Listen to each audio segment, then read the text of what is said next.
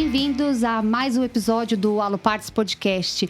E hoje o tema é para o engenheiro, para o arquiteto, para o investidor, aquele que busca entender um pouco mais sobre como construir, como uma construtora ou então incorporadora enxerga esse mercado imobiliário. Porque a gente sabe, a construção civil, o mercado imobiliário, ele vive de ciclos, de altos e baixos, nem sempre tão altos. Mas entender como que as construtoras enxergam as oportunidades é legal para quem pensa em atuar nessa área, investir, construir, ou então até mesmo se decidir.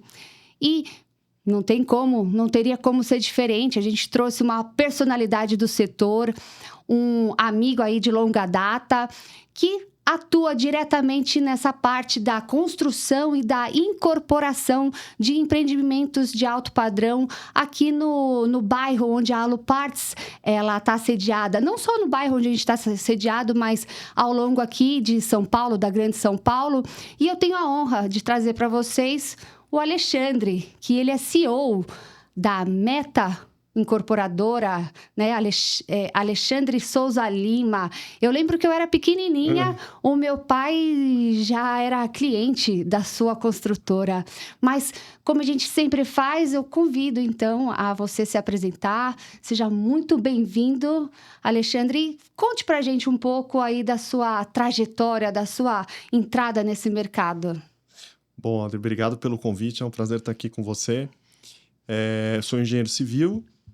E a história é longa, mas eu vou resumir.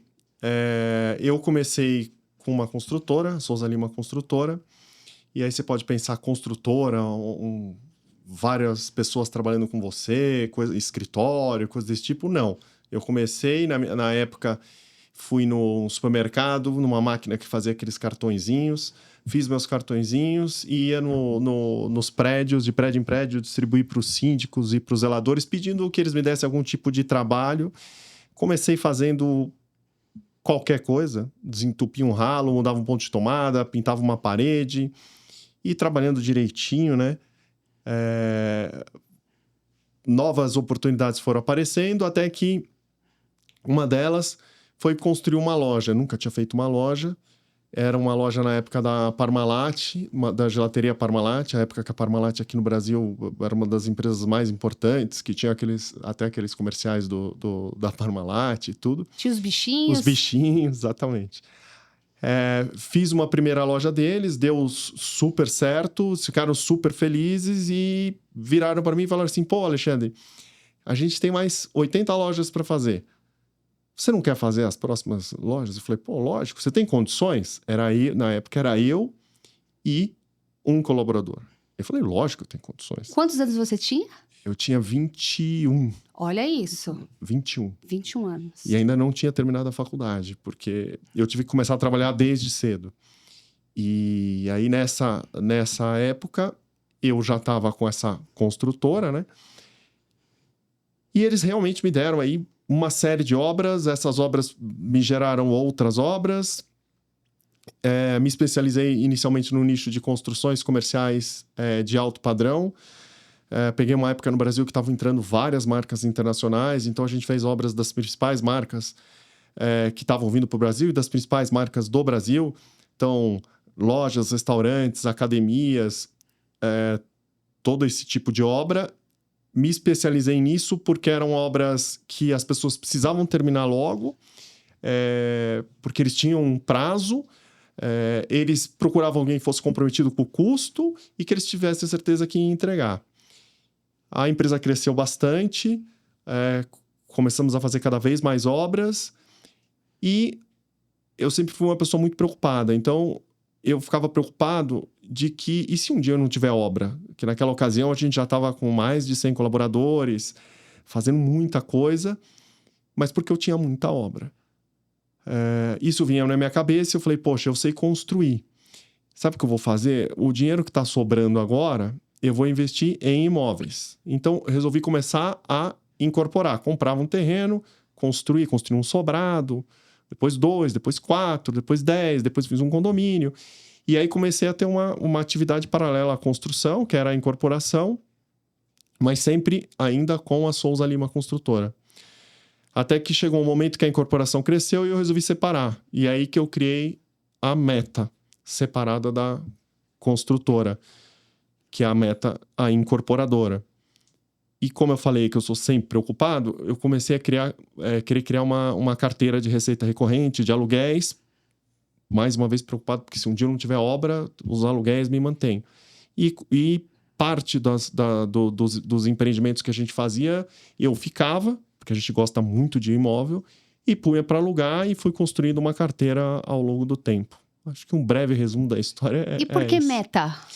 Meta, porque eu tenho como costume fazer planejamento, tanto da pessoal como profissional, como da empresa, para períodos de 5 anos. 1, 3 e 5. E eu sempre utilizei isso muito em tudo que eu fiz. Como um bom engenheiro. Como um bom engenheiro. Então, quando eu criei a meta, eu tinha uma grande meta, que era essa meta de ter uma carteira de receita recorrente um dia que me desse o privilégio de que essa carteira garantisse, cobrisse os custos fixos da minha empresa, os meus custos, para que eu nunca tivesse pressionado a ter que fazer alguma coisa ou que eu tivesse pressionado a ter que ter obra, coisa desse tipo. Então, é por isso que chama meta, porque eu tinha essa meta e acabei...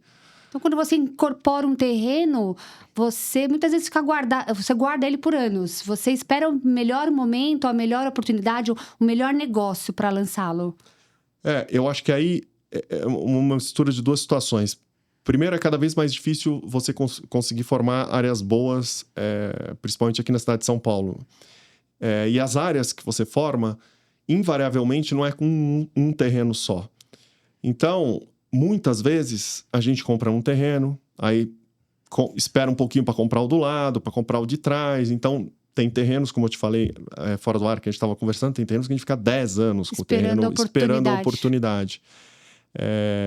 Esse acho que é o principal o principal motivo de a gente acabar ficando muito tempo com o terreno, mas sempre procurando bons imóveis, porque bons imóveis, se você comprar pelo preço correto, é muito melhor você comprar um bom imóvel pelo preço correto do que um imóvel mais ou menos muito barato. Muito barato. Porque ao longo do tempo, em mercado imobiliário, tudo é visão de médio e longo prazo.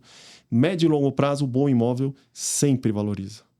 E na sua visão, como que hoje está o mercado imobiliário no Brasil? O mercado imobiliário, ele vem crescendo ano a ano, mas ele está muito pressionado por essa questão da taxa de juros. A gente está... a maior taxa de juros durante os últimos 20 anos, né? A maior. A maior. E em um período tão prolongado. Então, se a gente olhar historicamente, a gente tem um período muito grande de juros muito altos. Isso é um problema sério para a construção, porque o que acaba acontecendo? Diminui a demanda, diminui as pessoas que podem comprar imóveis, diminui as pessoas que podem comprar imóveis, poder de compra. A construção, muitas empresas são alavancadas, então elas dependem de recursos para investir, para daí construir. Como o juros está alto, eles acabam não conseguindo viabilizar uma série de negócios, então também diminui a quantidade de lançamentos. Então, a taxa de juros vem segurando um desenvolvimento maior da construção. Agora, a gente está para se iniciar, né, a inversão dessa curva de juros, o início da redução da taxa Selic, e isso vai fazer, com certeza, com que mais gente tenha possibilidade de comprar imóvel, e, historicamente, períodos como esse são períodos em que os imóveis se valorizam bastante. Então, eu diria assim, a gente está num bom momento para o investidor que gosta de imóvel estar atento a boas oportunidades, porque os próximos anos tendem a ser anos de valorização mais acentuada dos imóveis. Então, é como se fosse um maior desafio para quem constrói e quem incorpora, mas é uma oportunidade para quem investe. Mais ou menos isso? Isso, eu acho que exatamente. Hoje você construir, incorporar, você fazer bons produtos é um desafio, né? E no atual momento do mercado, como a gente está prestes a ter essa inversão da curva de juros, e a inversão da curva de juros traz valorização traz uma valorização mais rápida dos ativos imobiliários, é um bom momento para você entrar, porque o mercado imobiliário ele é cíclico, como você falou no começo da nossa conversa. Então, se a gente for olhar historicamente, 6, 7 anos, você vai do preço mais alto ou mais baixo, né? Eu diria hoje que quem está entrando, ele está entrando num momento da curva lá embaixo do preço. Quem está investindo... dos imóveis. Quem entrar hoje comprando imóvel vai estar comprando por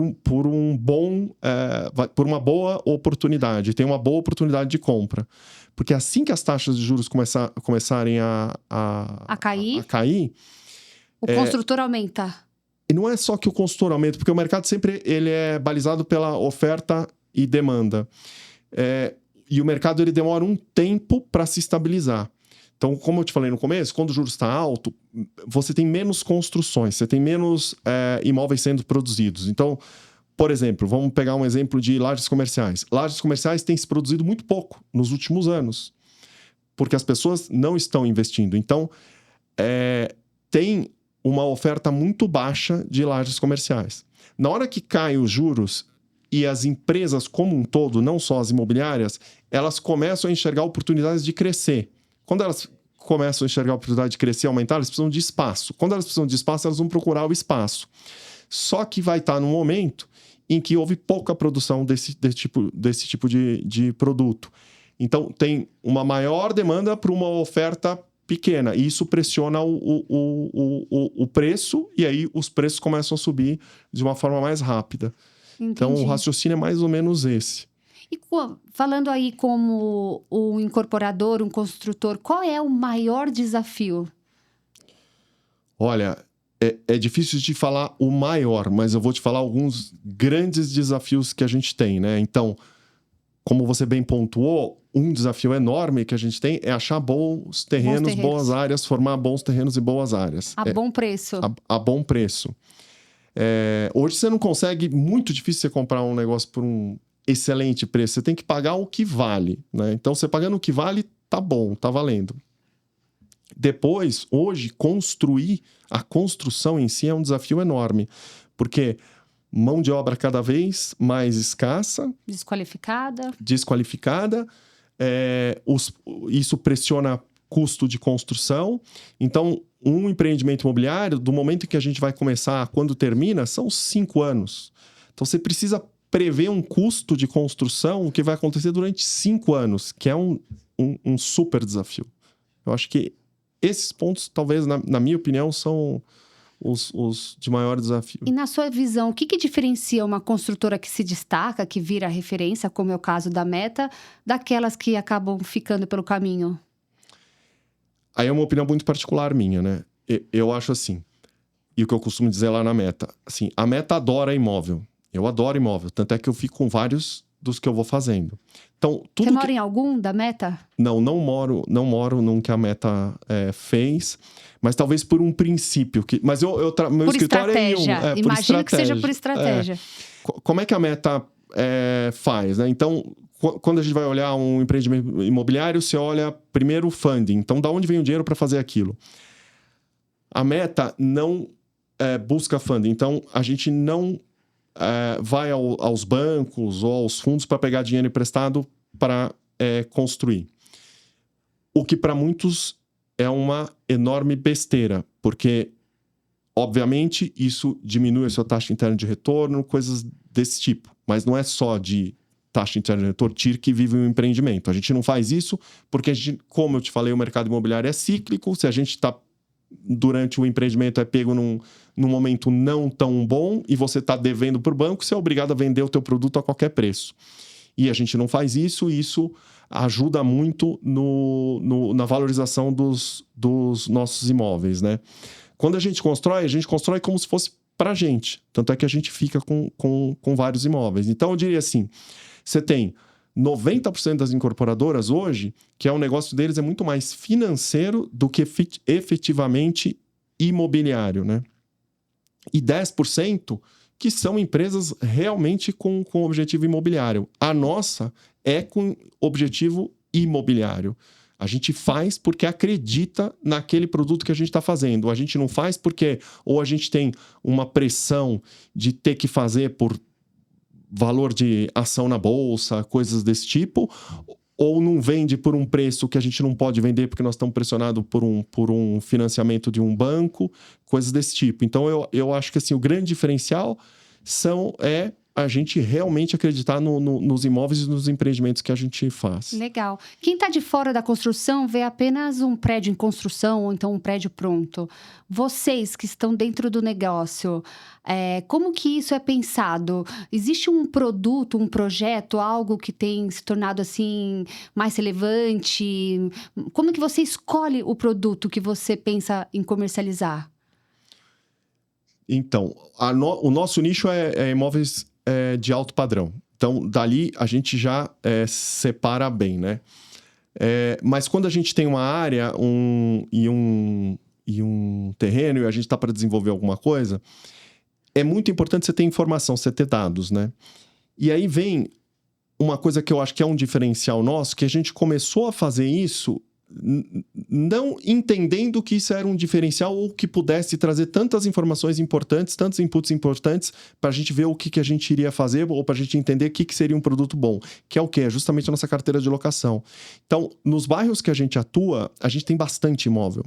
Quando você tem bastante imóvel ali, você tá todo instante o imóvel está alugado, depois aluga, entra um, entra outro, entra outro. Então, você sente a temperatura daquilo real time, o tempo todo.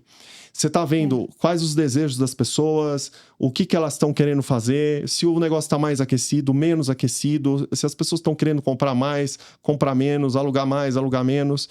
Então, essa é uma das formas que a gente faz e usa para definir produto.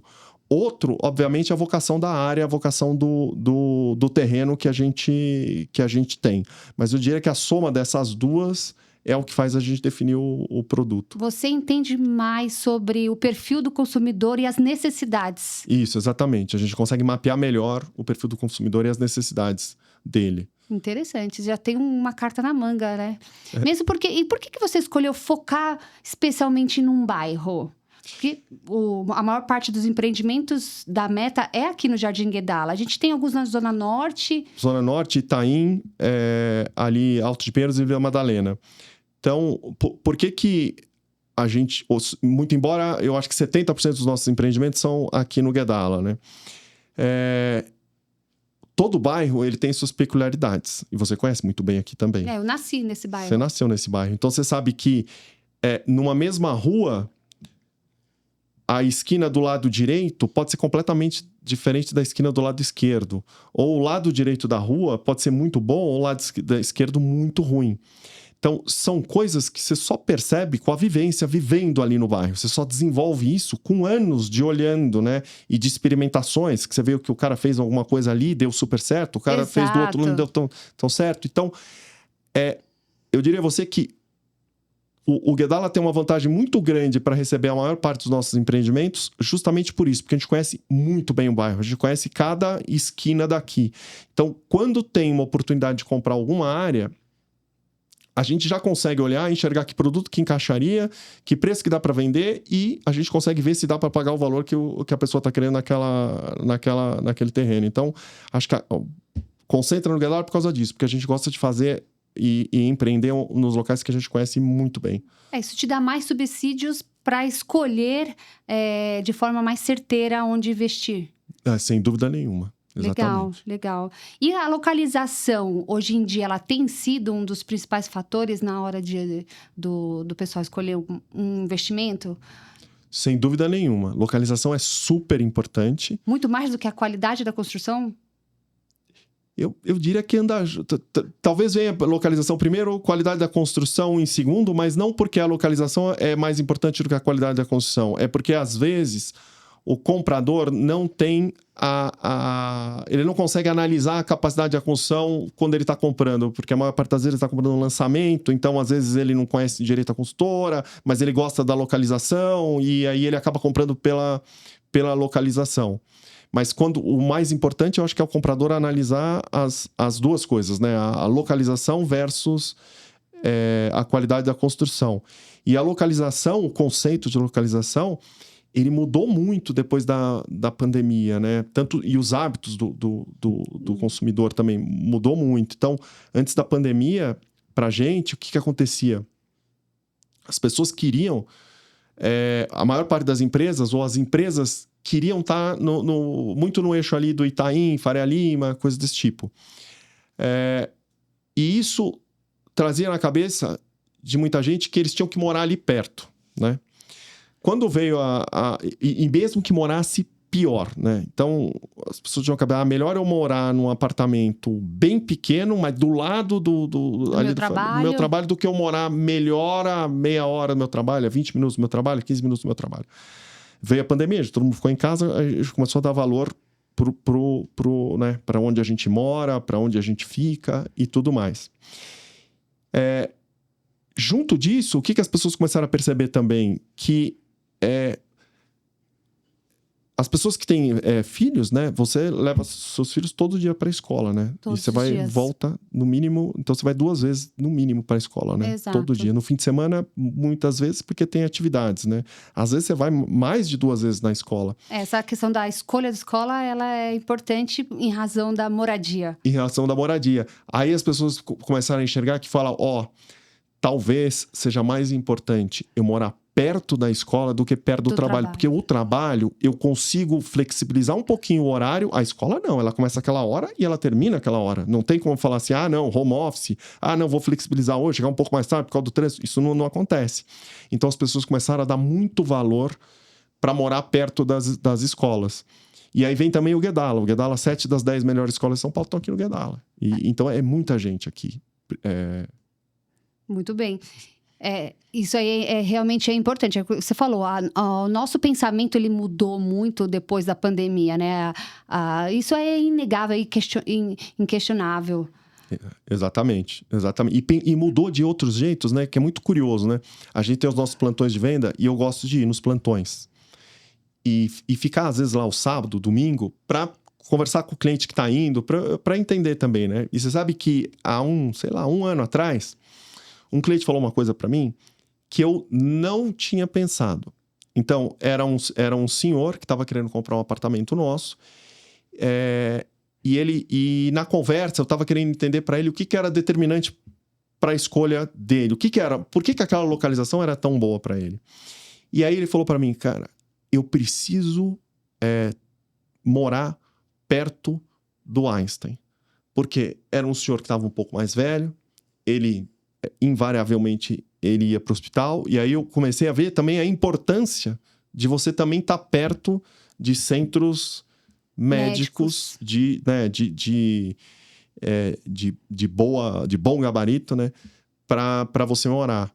Então é interessante que a dinâmica, né, vai mudando, porque agora a nossa expectativa de vida é maior, né, e a gente precisa se cuidar mais. Então quando você precisa se cuidar mais, além de você fazer exercício, você vai mais ao médico, né? Então, você visita mais o médico, você visita mais o hospital. Então, se o negócio está perto, é melhor também. Isso também está relacionado ao que o pessoal busca no empreendimento que ele está comprando. Essa questão da academia, do que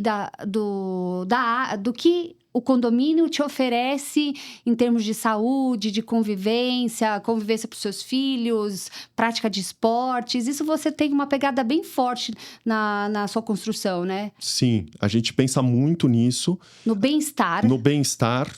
No bem-estar e na praticidade e na facilitação da vida. Porque qual é o ativo mais importante que a gente tem e que a gente não consegue comprar? É tempo. É tempo.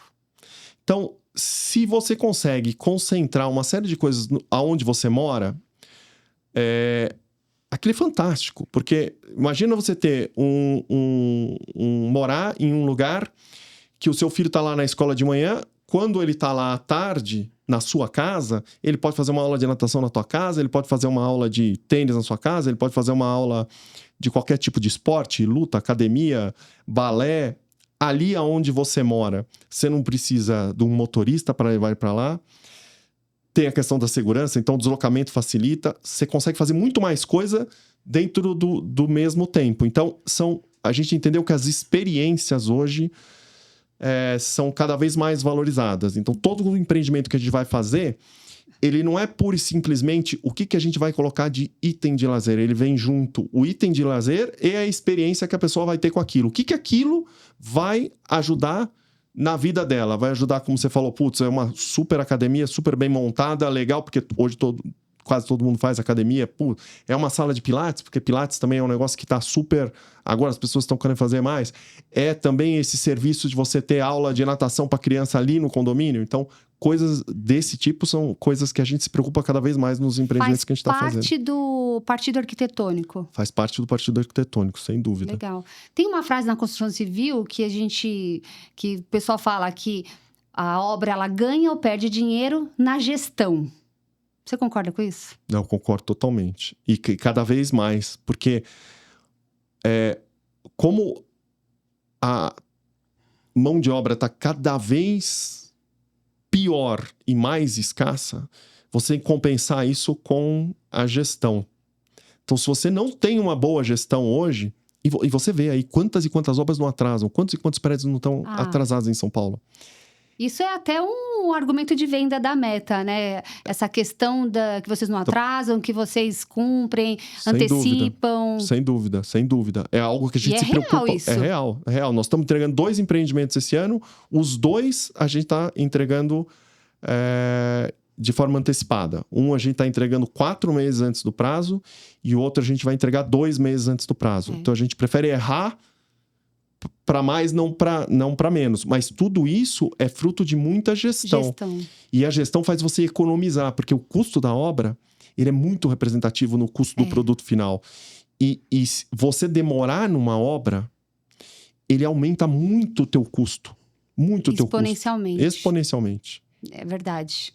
Então é a gestão do prazo, do cronograma, das licenças, dos alvarás. Sem dúvida. Oscilação dos preços do custo dos materiais. Exatamente. Mão de obra. Projeto também. Você tem dificuldade na fase de projeto? Bastante dificuldade. E é curioso, né? Quando eu estava vindo para cá, eu estava pensando... Se você pegar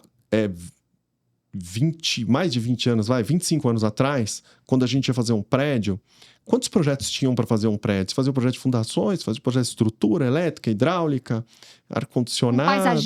Paisagismo e...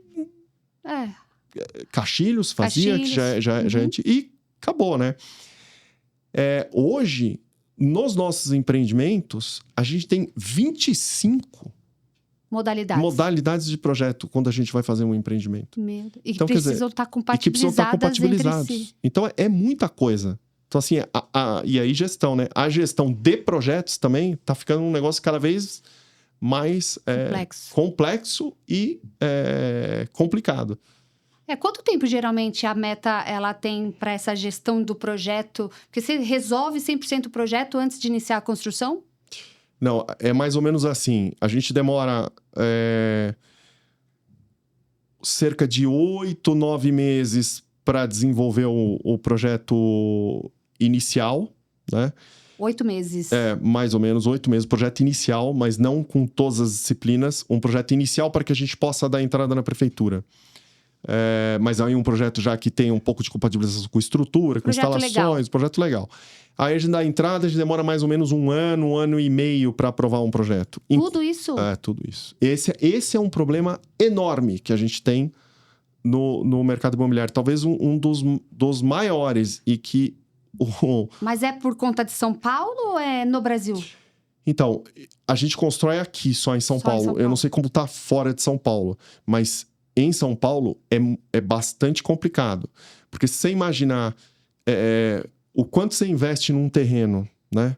Para fazer um empreendimento. O quanto não tem de investimento em projeto. Tudo isso antes de você ter aprovado e poder começar a vender. Você demorar 1 ano e meio para aprovar isso, quanto não custa a juros de 15% ao ano? É muito caro. É muito caro. Então, 8 meses um projeto legal, 8 meses 1 ano e meio uma aprovação... Aprovar. Aí, durante esse 1 ano e meio, a gente já começa a fazer os projetos... Executivos. Esses outros todos aí, esses executivos. E a gente demora cerca de 24, 30 meses para ter o projeto completo. Então, 1 ano e meio a gente tem o projeto aprovado, aí a gente consegue fazer o registro de incorporação, lançar. Lança só depois do projeto aprovado? Só depois do projeto aprovado e do registro de incorporação, que é um ato subsequente. Aí, da nossa estratégia, a gente fica normalmente 1 ano com o stand de vendas, começa a obra depois de 1 ano e entrega em 30 meses. 1 ano é um tempo bom para um período de venda? Para nós para nós funciona bem 1 ano, é um período adequado e que historicamente funciona muito bem. Vocês geralmente começam a construir com quantos % do empreendimento comercializado? Só que, gente, eu tô fazendo um monte de perguntas de curiosidade mesmo, que eu nunca tive a oportunidade de ter um CEO de uma incorporadora, assim, ter esse bate-papo tão legal. Então, eu imagino que a minha dúvida possa ser a dúvida de muitos que estão aqui nos ouvindo. Não, mas legal, as perguntas são ótimas. E isso é importante dizer que é a minha visão e a nossa experiência. As pessoas fazem de formas diferentes. Exatamente. Né? Hoje a gente está com a visão de quem constrói. Mas mesmo quem constrói tem visões diferentes. Então, assim, para nós, o que acontece? Como a gente não tem um funding de banco, a gente não pega dinheiro emprestado, o que acontece? Depois que você aprova o projeto, você vai fazer o registro de incorporação, 80% dos empreendimentos, 90% dos empreendimentos, eles têm uma cláusula que eles dizem o seguinte: olha, se até 6 meses não vender 30%, 40%, 50% do empreendimento, a incorporadora pode desistir do lançamento. Por quê? Porque você não consegue financiar 100% de uma obra. Então, você financia 70% de uma obra, 80% de uma obra. Então, ele precisa vender 20%, 30% no mínimo, para ele poder pôr o dinheiro do restante. Mas eles, invariavelmente, colocam 50% depois de 6 meses, com uma condição resolutiva, que eles podem desistir da incorporação. A gente não faz assim. Como a gente não tem essa pressão, a gente tem as datas marcadas. Ó, eu lancei hoje, daqui 12 meses eu começo a obra. Vendendo 10, 20, 30, 40, 50 ou não vendendo nada, a gente vai começar. Dentro daquele espírito que eu te falei, que a gente acredita no nosso produto, acredita no imóvel e não tem medo de ficar com aquele imóvel que a gente está construindo se eventualmente não vender tudo. Mas na nossa realidade, quando a gente começa a obra, a gente tem vendido muito perto de 50%. Varia. Tem empreendimento que vende um pouquinho mais, tem empreendimento que vende um pouquinho menos, mas invariavelmente, historicamente, a gente vende 50% antes da construção. Isso é um número bom. Para nós mas você escuta por aí gente que vende muito mais do que isso. Mas no nosso caso, são os nossos números reais e o que acontece com a gente. Legal. Depois que esse projeto ele saiu do papel, então sai da cena Meta Incorporadora e entra a Souza Lima Construtora ou não? Hoje é tudo Meta Incorporadora? Hoje é tudo Meta Incorporadora. A Souza Lima está dentro da Meta. A Souza Lima não faz mais obra para terceiros já há 15 anos. Então, a Souza Lima só faz as obras da Meta. Então, virou uma coisa só. Então, você tem no seu time o pessoal de engenharia que vão tocar a obra? Você tem os empreiteiros, os parceiros? Como funciona? Temos. A gente tem no nosso time o departamento de engenharia, que é quem vai tocar as obras. A gente tem o departamento de suprimentos, um departamento de os empreiteiros que vão nos ajudar na construção. E a gente acha isso super importante, porque no meu entendimento, eu preciso dominar o meio de produção. O que eu vendo é imóvel. Então, eu preciso saber fazer e saber quanto custa para fazer. Eu não posso depender de um terceiro. Porque se eu dependo de um terceiro, eu começo a ter que assumir suposições de uma pessoa que eu não tenho 100% de confiança para formar meu preço de venda. Então, por exemplo, vou lançar um apartamento. E aí eu tenho que ir no mercado, perguntar para uma construtora: olha, um projeto assim, mais ou menos, por quanto você vai construir? Eu vou construir por 12 mil metros. 12 mil metros, tá bom. Quanto eu paguei no terreno? Eu paguei no terreno. Aí eu formo o meu preço. Só que se aquela informação de 12 mil metros estiver errada, a margem da construção não é altíssima, igual as pessoas imaginam. Perco dinheiro. A gente imagina. Mas não é. Não é. Não é. Então, eu perco dinheiro. Então, eu preciso dominar o meu meio de produção não só para saber fazer, como para saber quanto custa e ter um histórico de custos. Então, hoje você já tem. Você vai construir um edifício alto padrão, lajes grandes, um edifício residencial. Você já sabe quanto você vai gastar de caixilhos, de vidro. Sim, a gente tem uma ideia muito próxima da realidade do que vai ser aquele custo. O que deu certo, o que deu errado. O que deu certo, o que deu errado. O fornecedor que foi bem, o que foi muito mal. Sim. Vocês têm essa questão da gestão estratégica na escolha dos fornecedores? Temos. Você vai desenvolvendo e aprendendo ao longo do tempo, né?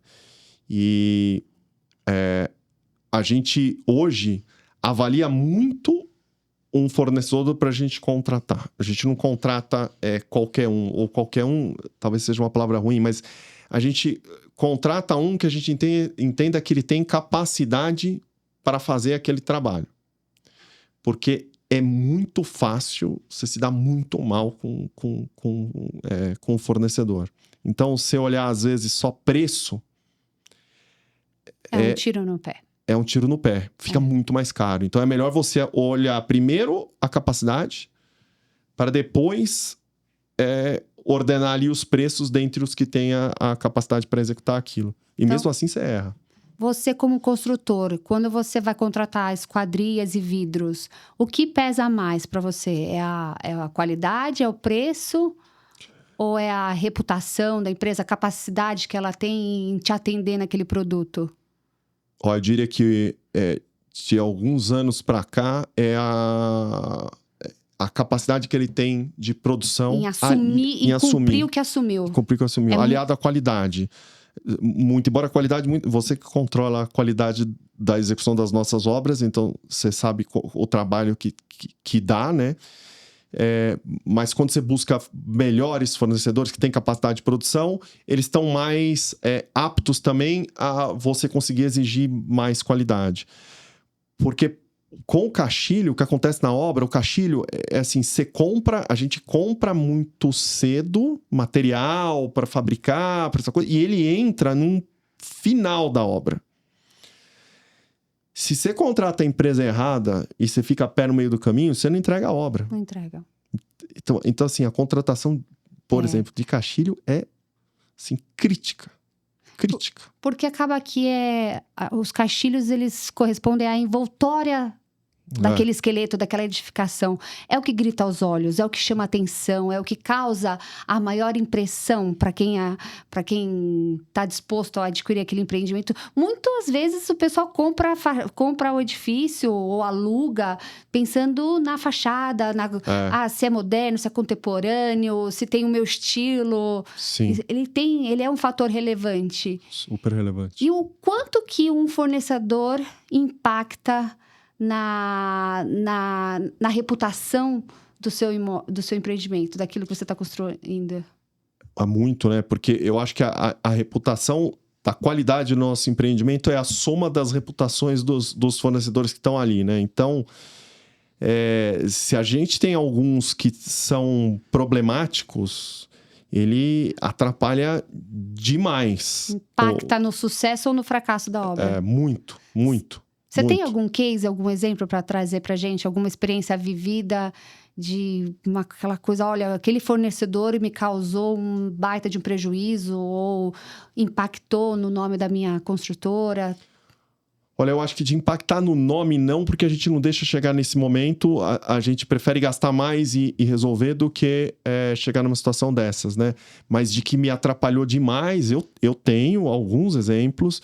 E eu posso te dar um, por exemplo, na área de caixilhos. A gente estava fazendo um prédio e tomamos todos os cuidados de tentar buscar empresas que tivessem a capacidade de produção e tudo. Contratamos a empresa que tinha capacidade de produção e tudo. Só que as coisas mudam muito rápido, né?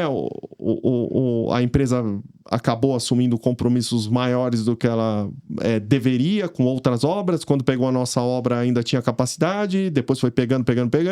E aí chegou na hora que precisava começar a fazer a instalação. Ele não tinha capacidade, não tinha gente, não tinha para conseguir terminar.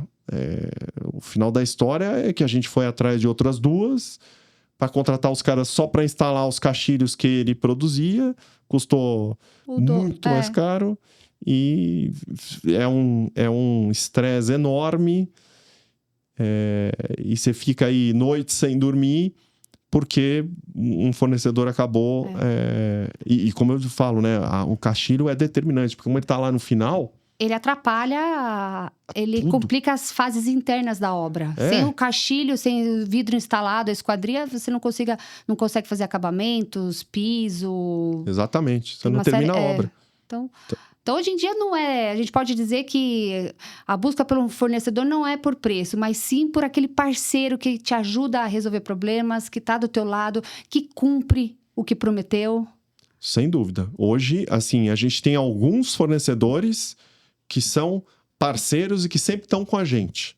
Então, obra sim, obra não, ele tá ali trabalhando com a gente. Porque a gente confia nele e sabe que o cara vai cumprir o que ele falou. E a gente procura desenvolver esses fornecedores, que é uma das coisas mais difíceis que tem. Com certeza.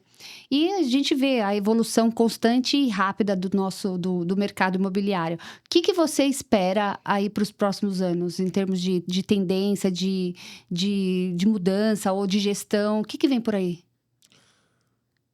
Vou dividir a resposta em 2 perspectivas, né? Então, vou falar primeiro da perspectiva técnica. O que eu vejo precisa racionalizar mais a construção. A mão de obra está muito complicada e vai ficar pior, né? Então, precisa se achar formas diferentes de fazer as coisas. A gente vem buscando...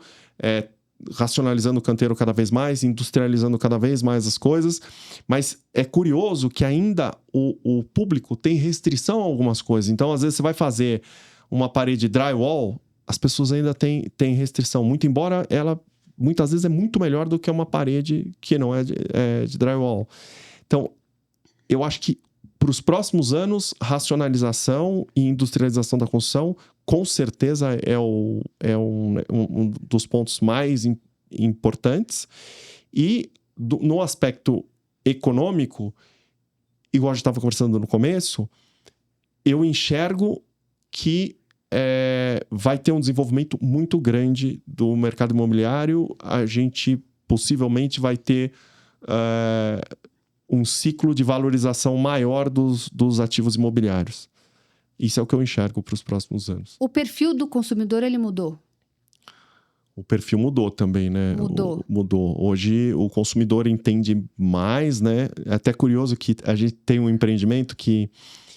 eu acho que eu nem te contei essa história. A gente estava vendendo um apartamento e nesse nosso empreendimento era assim, tem um outro prédio do lado que tem um lançamento também, né? E o lançamento é de uma metragem parecida, muito embora são produtos completamente diferentes, né? E o comprador era um médico. E ele não tinha uma capacidade tão grande de entender diferenças do produto e não sei o quê. E ele escolheu o nosso. Aí eu perguntei para ele, eu falei, eu queria entender qual foi o seu processo de decisão para escolher o nosso. O que você enxergou? Para saber se o que a gente está mostrando para as pessoas estão entendendo, né?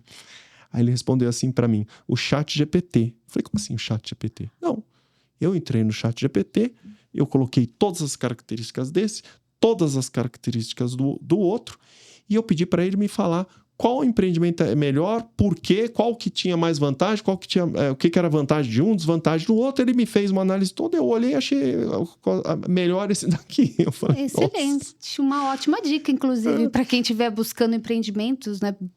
Estiver na hora de decidir por um investimento, buscar auxílio do chat aí para... Interessante. Eu nunca tinha ouvido falar nisso, mas ele foi um cara que comprou. Você sabe que uma coisa que eu acho que falta para as construtoras, para as incorporadoras é, quando elas estão comercializando os seus empreendimentos, ela entrar mais a fundo nos diferenciais. Então, por exemplo, você fala, eu sei que o arquiteto que vocês usam muito é o Gui Matos. Ele é Sim. incrível, ele é exuberante, eu adoro os projetos dele.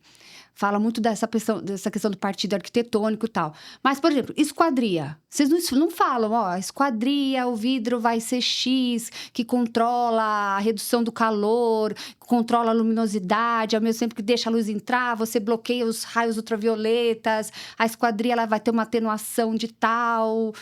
Às vezes o pessoal está muito preocupado com o mobiliário do hall de entrada ou com o equipamento da academia, mas eles não estão preocupados com itens necessários ali para a experiência naquele apartamento. Por exemplo, eu não sei o que você adota nos seus empreendimentos, mas geralmente tem janela integrada, dos dormitórios com persiana integrada.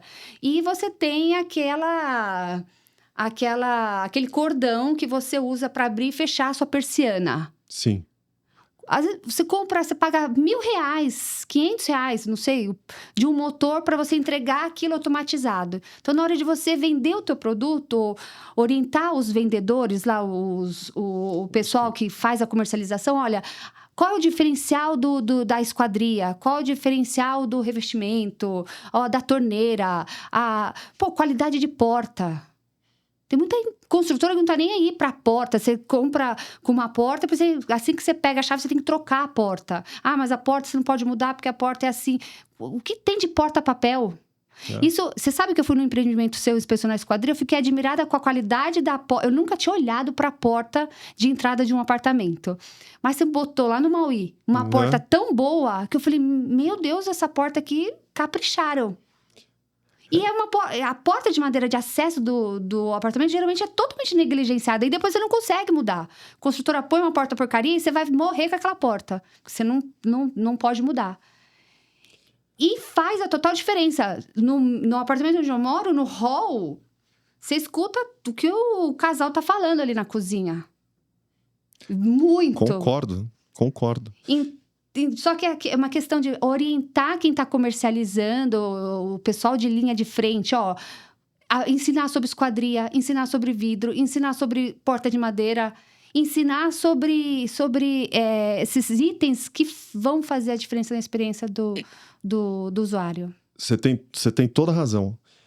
Clientes como você, a gente não perde nenhum. O cara que está lá e está disposto a ouvir e entender, ter a paciência de você explicar, porque o imóvel que ele compra, muitas vezes é o bem mais caro que ele vai comprar na vida dele. Então, ele deveria ter um cuidado enorme na escolha e querer saber todos os aspectos, igual você falou. Mas o óbvio só é óbvio para quem foi instruído. Como que ele vai saber? Mas ele não tem... Sabe o que acontece? A maior parte, 15% dos clientes são iguais a você que estão dispostos a escutar. Outro dia, fazendo um paralelo, eu estava assistindo lendo uma entrevista do Ben Affleck, que ele estava falando sobre um filme que ele tinha feito. E aí, eu não sei se você chegou a ver isso, que ele estava dizendo o seguinte, que agora no cinema, você tem que várias vezes lembrar o telespectador da história ao longo do filme, porque a pessoa se distrai no celular, não presta atenção, e aí se perde e acaba largando o filme. E ele estava dizendo que hoje, para você segurar a atenção de uma pessoa 1h30, 1h40 num filme, tá virando impossível. Então, que no fim, sei lá, a tendência são os filmes terem 40 minutos, 35 minutos. Você vai no Instagram, você olha o negócio, você quer em 30 segundos. As pessoas estão com menos paciência e elas querem resolver tudo muito rápido. Então, às vezes o cara chega, ele faz as perguntas, você quer passar a informação que é relevante para a compra dele, mas não é o que está na cabeça dele, ele não quer nem escutar. Então, mas você tem toda a razão. A gente treina pra caramba nosso time de vendas sobre produto. Tanto é que 90% das vendas dos nossos produtos são feitas pela nossa house. As nossas houses são os nossos corretores. Os nossos corretores são treinados lá para entender o produto, porque eu não quero que o meu produto seja vendido por uma pessoa que não entende, que não sabe explicar esses diferenciais. Uma venda técnica. É uma venda técnica. Só que poucas pessoas dão a oportunidade para que seja explicado quais são esses diferenciais, o que isso aqui tem de bom. É super difícil você conseguir ter 20 minutos com a pessoa. Isso faz a diferença na hora do investidor, ele escolher se ele quer o seu ou se ele quer o do Total. vizinho. Total. Na minha casa, por incrível que pareça, eu não tenho... Minha janela integrada não é automatizada. Eu todo dia acordo, 6 horas da manhã, o cara ou de cima ou de baixo... Com barulho. Com o barulho da abertura da persiana. Porque a laje deve ser de papel. E eu escuto o cara abrindo a janela todos os dias. Aliás, eu nem preciso de despertador. Eu desperto com a abertura da janela do vizinho. E isso faz diferença quando você vai optar pela compra ou por alugar algum imóvel. Faz muita diferença. Mas então, só que ninguém fala sobre isso. Não fala sobre vidro, sobre atenuação acústica, atenuação térmica, controle lumínico. Eu quero um apartamento que seja bem iluminado, mas também não seja exageradamente iluminado. Exatamente, porque você vai gastar mais depois para segurar a iluminação. Exatamente. Então, eu quero saber que tipo de janela, eu quero saber a porta de entrada, eu quero saber a fechadura.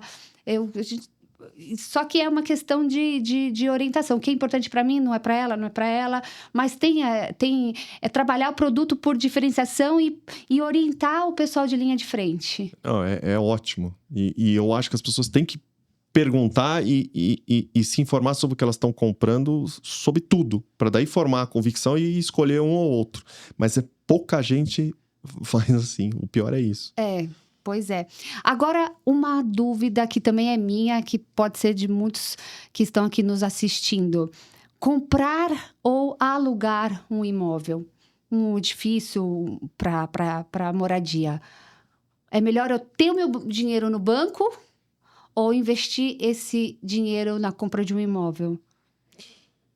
Bom, essa é uma ótima pergunta. Eu queria saber na visão do construtor, na visão do... Porque além de construtor, um empresário bem-sucedido, um investidor, um detentor aí de muitos imóveis. Então, o que é melhor? Olha, se eu fosse dar uma sugestão, um conselho, eu acho que você nunca deve ter todos os ovos na mesma cesta. Meu pai falava isso. Com certeza. Eu tenho metade ou mais da metade do meu patrimônio em imóveis. Imóvel é um bem de raiz, ele tá lá, você tá vendo onde ele tá lá, ele não vai sumir. O teu imóvel tá ali, ele não vai viajar para fora do país para fugir, para não pagar os investidores dele, não vai acontecer coisas desse tipo, né? Quando você vai no mercado financeiro, você, de certa forma, é seduzido por oportunidades que muitas vezes você não tem noção do risco que você tá. Pega, por exemplo, o caso do Banco Master. 140% de CDI, 130% de CDI, 150% de CDI. Quantas pessoas eu não conheço que investiam o dinheiro lá porque falavam, não, por que eu vou comprar um imóvel se eu o cara tá me pagando 140% de CDI? Falei, tá pagando até quando, né? E isso é verdadeiro? Então, eu acho assim, você investir no imóvel, médio e longo prazo, um bom imóvel, ele é um excelente investimento. Você colocar tudo no imóvel também não é bom, porque você pode precisar de liquidez e, às vezes, um imóvel pode demorar, dependendo de onde você está naquele ciclo de valorização, ele pode demorar um pouco mais ou um pouco menos para vender. Então, eu diria a você, divide, mas tenha imóveis, porque eles ajudam muito na evolução patrimonial de qualquer investidor. Existe algum momento na vida da pessoa que faz mais sentido comprar um imóvel? Olha, aí também você tem um aspecto emocional, né? Para mim, assim, quando eu vou morar, quando eu comprei o meu primeiro imóvel, o meu sonho, como eu acho que da maior parte dos brasileiros, era morar na casa própria, né? Porque aquilo te traz um conforto e uma segurança que te permite trabalhar mais tranquilo e correr atrás das coisas para fazer as coisas virarem, né? Então, assim que eu pude, eu comprei meu primeiro imóvel para morar. E pros meus filhos, o que eu vou dizer é, cara, assim que der, compra o teu imóvel dentro da tua realidade para você morar de moradia. A cultura ainda do imóvel próprio ainda é forte. É muito forte. É muito forte. É muito forte. E hoje, se você estivesse começando hoje, você investiria primeiro em imóveis ou em algum outro ativo? O Alexandre de hoje, de 21 anos, em 2026. Então, eu investiria... eu ficaria com um pouco de liquidez, um pouco de dinheiro, mas eu pegaria, sei lá, 70% do meu valor e eu investiria em imóveis. Imóveis, sem dúvida. Sem dúvida, sem dúvida. Hoje, normalmente, a gente compara o retorno do investimento imobiliário com de outros ativos. É inegável, a gente faz essa comparação. O que você acha disso? Eu vou te responder com dados, né? O ano passado, um jornal aqui de São Paulo pediu para eu escrever um artigo falando justamente sobre isso que você está perguntando, né? Porque toda hora você lê no jornal, taxa de juros desses níveis, não tem outro lugar melhor do que você deixar o dinheiro no banco, né? Só que você sempre tem que olhar não a fotografia, mas o filme. Em qualquer coisa que você vai fazer na tua vida. Então, se você fizer a pergunta assim, Alexandre, de hoje para o final do mês, nesse período curtíssimo de tempo, é melhor eu comprar um imóvel e vender no final do mês ou eu deixar o dinheiro aplicado a 15% ao ano? É melhor você deixar o dinheiro aplicado a 15% ao ano. E isso é a fotografia. Mas vamos olhar o filme. Se você pega um horizonte maior e investimento imobiliário a médio e longo prazo, o investimento em um imóvel bom, nas contas que eu fiz e baseado em dados reais, ele dá 70%, 80% a mais do que se você tivesse investido em renda fixa, por exemplo. A longo prazo. A longo prazo. Então, em média, quanto tempo? O que seria o a longo prazo para você? Eu acho assim, você tem que, quando você vai fazer um investimento num imóvel, para comprar e vender, alguma coisa desse tipo, você tem que ter um horizonte de 5 anos, 6 anos, a partir disso daí. Porque como é cíclico, você pode sair dele antes ou sair depois, mas você vai procurar o melhor momento. E dentro desse período, você vai achar o melhor momento para sair. E também... que eu acho que tem a ver com a sua pergunta, é assim, muita gente me pergunta assim, é melhor eu comprar para alugar ou eu comprar para vender? Muito cliente que vai lá, às vezes investidor, pergunta, putz, Alexandre, eu tô comprando, você acha que eu compro para vender ou eu compro para alugar? Aí eu falo para ele, você tem que comprar um imóvel bom. O imóvel é bom, ele é bom para alugar e bom para vender. Na hora em que o ciclo imobiliário tá ruim, vamos dizer, você tá com um potencial de valorização menor, ele tá valorizando mais devagar, alugar é muito melhor, porque pressiona o valor da locação. Se você pegar hoje, nos últimos anos, o valor de locação está ultra pressionado. Então, está muito bom para alugar. Porque o valor de locação está aumentando.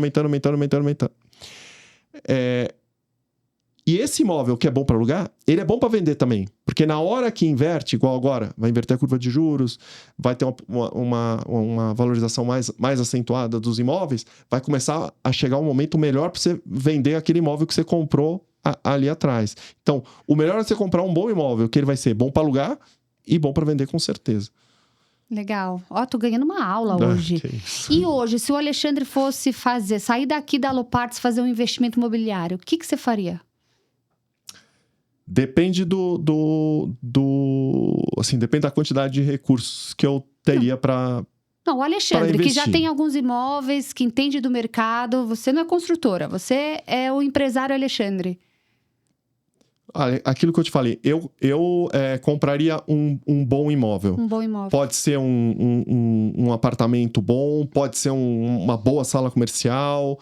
Um bom imóvel bem localizado médio e longo prazo, é certeza de valorização. Eu compraria um desses. E você, Alexandre, empresário, como que você avalia o empreendimento daquela construtora? Como que você avalia a construtora que você vai comprar o empreendimento? Olha, eu acho que tem que olhar algumas coisas, né? Primeiro, ele tem que olhar o imóvel em si, se ele gosta da localização, se ele gosta do produto, né? Vamos falar produto. Do produto em si. Do produto em si, né? Eu acho que ele tem que tomar um cuidado muito grande, que você vê hoje muitos investidores tendo problema com esses investimentos em HIS, HMP, que muitas consultoras mascaram o produto e vendem esses HIS, HMP para investidor, que é um problema. Eu queria, inclusive, que você falasse sobre isso, que eu vi lá embaixo que você estava conversando com a Sandra. Como que funciona essa questão? A questão é a seguinte, HIS e HMP é um instrumento do plano diretor que foi feito para incentivar moradias de interesse social e moradia popular. Então, o que é isso? Ele te dá um incentivo para construir esse tipo de imóvel, esse tipo de moradia, né? O que é o incentivo? quando você vai construir hoje aqui na cidade de São Paulo, você compra o terreno, você tem o direito de construir uma vez a área do terreno. Para você construir mais, você tem que pagar à prefeitura um valor por metro quadrado a mais que você vai construir. Aí o que eles colocaram na lei? Olha, para construir HMP e HIS, a prefeitura vai te dar um número X de vezes do terreno que você não precisa pagar a mais. Então, vai custar muito mais barato para você. E você pode, além de construir o que você poderia, você pode construir mais esse tanto sem pagar. Mas para que é isso? Qual que é a contrapartida? A contrapartida é que você tinha que vender esses imóveis para pessoas que estão dentro de uma determinada faixa de renda. Até 8 salários, por exemplo, mínimos. Então, o HIS e o HMP, se uma pessoa vai comprar, ela teria que estar dentro daquela faixa de renda. O que muitas incorporadoras começaram a fazer? Pegar terrenos em bons bairros, lançar tudo HIS, HMP e vender para investidor, que tem a renda muito maior do que 8 salários mínimos, e dizer para ele, não, compra aqui o apartamento pequeno, e tem uma questão de tamanho também, compra aqui o estúdio pequeno, que você está num lugar super valorizado, você vai alugar isso aqui depois por um dinheirão. Só que não contava que, para ele, que assim, primeiro ele não poderia comprar. Segundo, ou na realidade eles não poderiam vender. Segundo, se ele fosse alugar aquilo, ele tem que alugar para alguém daquela faixa de renda. Então, qual o problema que está dando hoje? Eles começaram a fiscalizar isso. A prefeitura. A prefeitura. Eles começaram a fiscalizar e perceberam que uma infinidade desses empreendimentos foi desvirtuado essa ideia de que fosse vendido para pessoas que fossem classificadas dentro dessa renda. Quem comprou foi investidor e os caras compraram para alugar. E estão forçando a que seja executada a lei. Então, estão proibindo esses caras de alugarem para pessoas que estão fora dessa faixa de renda. Quando proíbe para alugar fora dessa faixa de renda, o rendimento do cara inviabiliza. O investidor fez um péssimo negócio. Mas fez um péssimo negócio justamente para aquilo que você estava falando antes. Porque ele não fez um investimento discricionário. Ele não foi até o fundo para entender o que ele estava comprando, entendeu? Porque se ele lesse ali, apesar do cara que está vendendo não falar para ele, estava escrito ali. Que, você está comprando um imóvel, mas se você for alugar, é só até 8 salários. Tá naquela linhazinha pequenininha. Isso. E como que a prefeitura investiga? Pelo registro dos imóveis? Ela teve na verdade, o Ministério Público entrou com uma ação civil pública contra a prefeitura, e aí eles estão obrigando a constar hoje, tem que constar na matrícula do imóvel, e eu estava olhando hoje um anúncio do imóvel no jornal, e eu vi que eles colocaram um selo agora, falando habitação de interesse popular, para chamar a atenção de quem está comprando. Então, acho que isso foi uma exigência nova. Eu nunca tinha visto, acho que essa é uma exigência nova, mas consta na matrícula do imóvel. Então, se a pessoa lê a matrícula do imóvel, o registro de incorporação, ele vai ver que tipo de empreendimento que é. Se é um HIS, se é um HMP ou se não é nenhum desse tipo. Mas uma dúvida ainda, como que a prefeitura vai chegar? Então, eu comprei 3 apartamentos, 3 estúdios, eu não poderia ter comprado. Como que a prefeitura vai chegar em mim, vai saber que eu estou locando? Ela vai fazer o seguinte, você tem que comprovar a renda, né? Na compra. Na compra. Então, você vai lá e você vai assinar uma declaração dizendo que a sua renda é de 8 salários mínimos. Mas mesmo se eu comprar à vista? Mesmo se você comprar à vista. E aí você está prestando, né, uma informação falsa, né? E aí, quando isso vai para o registro de imóveis, ele vai pedir uma comprovação da tua renda. E aí, na hora que chega lá, ele vê que você não tem a renda. Estão fazendo um cruzamento que não tinha era antes. Feito. Agora estão. Olha só, já Agora fica a dica. A dica de quem entende do assunto. E olha que loucura. Você pegava ótimos bairros, você via empreendimentos que as pessoas estavam fazendo da maneira correta, estava vendendo o metro quadrado daquele apartamento a 20 mil. No mesmo bairro, você via empreendimentos que você não via muita diferença vendendo a 12 mil. Aí o cara falava, 20 mil, 12 mil, vou comprar o de 12. Mas por quê? Porque o de 12 era incentivado. E tem todos esses problemas, entendeu? Então, esse é um problema grande na cidade de São Paulo. É legal o consumidor estar atento a isso. Eu vou te falar que antes dessa sua conversa lá embaixo com a Sandra, fora do ar, eu não estava por dentro disso, não. Eu tô bem desinformada. Tô precisando assistir mais podcast. Mas legal. Mas, Alexandre... hoje foi uma verdadeira aula, eu tô precisando de um pouco mais. Depois a gente podia fazer um segundo episódio, a gente trazer mais perguntas. Se o pessoal que assistir esse podcast estiver realmente interessado no assunto, pode colocar aí nos comentários algumas perguntas e a gente grava uma versão 2 do nosso bate-papo.